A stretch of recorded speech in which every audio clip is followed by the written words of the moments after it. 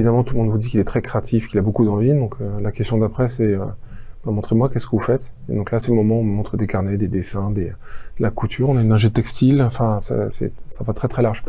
Et puis après, il y a la question, je vous montre un produit, qu'est-ce que vous en feriez? Qui est un peu la question piège en disant, on va regarder si la personne est intéressée par la couleur, les matériaux, comment elle le repositionnerait d'un point de vue marketing. Donc c'est là que la différence se fait vraiment.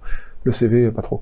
Nous, on a la possibilité d'aller justement dans ce lab, dans ce Fab Lab, et de créer donc déjà des projets qu'on a avec l'école, mais aussi des projets personnels finalement, parce qu'on peut utiliser ce Fab Lab comme on le souhaite, pour effectivement utiliser des scies sauteuses, des Trotec, donc des imprimantes 3D, des découpes laser. Et donc voilà, c'est super intéressant de pouvoir toucher à tout ça. Le design thinking, en bon français, hein, c'est de la conception centrée usager.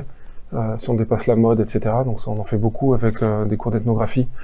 Là, typiquement, ils ont travaillé pour le groupe Vinci, ils ont fait une 60aine d'entretiens, c'est ça? Donc ils vont sur le terrain, ils vont voir des chantiers, ils se posent des questions. Et après, on traduit ça en maquettage. Et on a rajouté une très grosse couche depuis 3 ans sur la prospective et le futur, pour gérer les enjeux de demain, qui est le design fiction, là, pour le coup.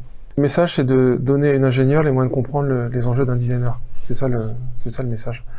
Et après, tu dessines plus ou moins bien, enfin, tu auras avancé sur un certain nombre de curseurs. Elle sera pas designer produit, il y a des écoles fabuleuses pour ça en France, et ça prend 5 ans. Donc, faut aussi être humble sur la première. On apprend à des gens qui sortent d'une verticale à parler aux 2 autres, et à vraiment comprendre les enjeux. C'est déjà beaucoup. Voire utiliser les outils, parce que finalement 3D, 3D, Photoshop, enfin vous en mangez, ou vraiment vous en bouffez tout le temps. Donc, le master marketing, design et création, il se résume pas qu'à 3 mots et que c'est super large. On se rend pas compte à quel point on apprend. En fait, on apprend dans divers domaines qui se résument pas donc qu'à ces 3 domaines-là, et que c'est aussi on apprend une façon d'apprendre, une façon de voir les choses. Un peu comme d'une certaine manière on apprend un ingénieur à être ingénieur plus qu'à avoir des connaissances techniques.